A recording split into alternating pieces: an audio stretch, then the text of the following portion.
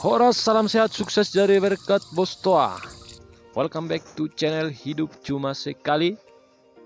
Sebab di dunia ini tidak ada yang terlahir kembali. Oke, vlog kita kali ini bersama dengan petani aren ataupun pangaragat tuak dalam bahasa Batak ya. Ini pangaragat tuak. Ini abang saya sendiri, abang kami paling besar. Ini prosesnya mengayun ya.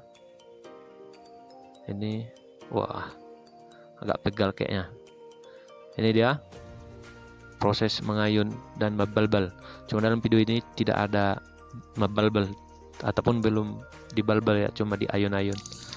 Oke, ini dia abang sayang, cukup ganteng. Dia sedang menatapi tuaknya yang baru dipotong. Wah, kedengaran suaranya Bos Toa. Jadi penasaran ingin menikmati tuaknya. Wah, lumayan ya. Ini bukan menetes lagi tapi mengalir. Wow. Tapi karena ini masih baru dipotong jadi mengalir dia.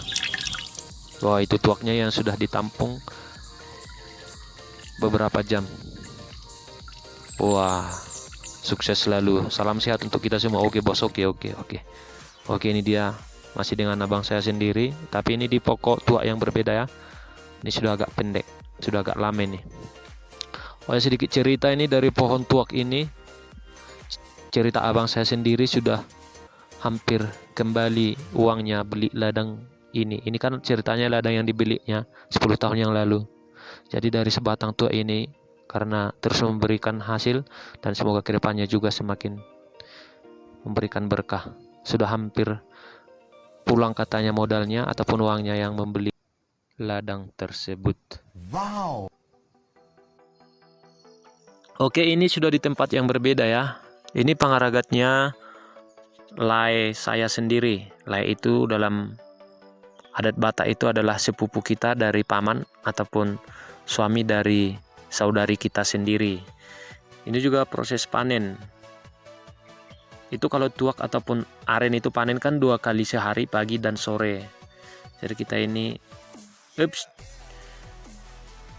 hampir jatuh karungnya ya, pengamannya. Malah tali yang jatuh. Ini ada tawon besar. Ini bukan tawon jenis penghasil madu yang kita makan. Kena. Ini cukup berbahaya sengatannya ya. 3 kali sengat Anda bisa opname, pingsan. Ini mangaragat namanya. Proses memotong tangan tuaknya. Lihat itu kan sekali sayat langsung ya tersayat, padahal itu keras sekali. Makanya jangan macam-macam sama pangaragat. Ini habis disayat ataupun habis diragat ditaruh sabun ya. Wah, ini udah siap diambil. Wah, diaduk dulu sebab ini kan sudah ditaruh raru ataupun kulit kayu yang menghasilkan alkohol untuk tuak itu ya. Jadi agak diaduk, dikacau sedikit. Oke, tidak sabar untuk menikmatinya. Oke, pasang pengaman. Ini harus diamankan ataupun ditutup dengan rapi. Kalau tidak, tawon dan jenis kumbang bisa menghabiskan tuak kita, bisa tidak panen kalau tidak ditutup. Tapi kalau ditutup seperti itu bisa aman dan mereka hanya bisa mengambil secukupnya. Karena kita juga harus berbagi bersama dengan makhluk sesama ciptaan. Wah, ini prosesnya sore hari. Ada sunset kan, wah indah sekali ya. Mata kita dimanjakan dengan sunset dan pemandangan. Apalagi setelah naik ke atas tuak itu ya, pemandangannya pasti indah, bisa menatap sekeliling, bisa nampak kota walaupun kita betah di desa. Wah, ada padi yang sudah menguning. Wah, sukses selalu untuk petani Indonesia. Oh, ternyata kita sudah ditunggu. Kita sudah ditunggu pelanggan setia.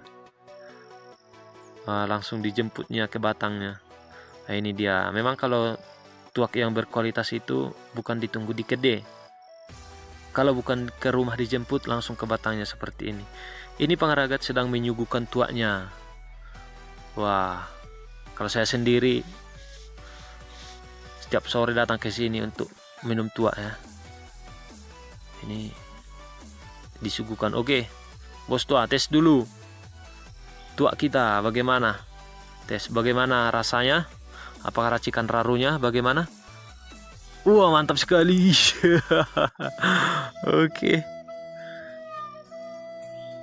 Kita juga jangan mau ketinggalan. Langsung dulu kita cicipi dulu bagaimana racikan rarunya sore ini. Oke, tes dulu lah. Alamak.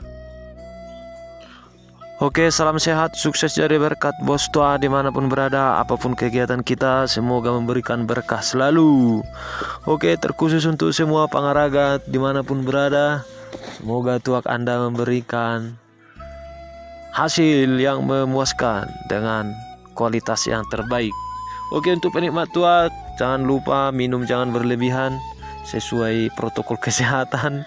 Jaga kesehatan dan ingat anjuran dokter 2-3 gelas.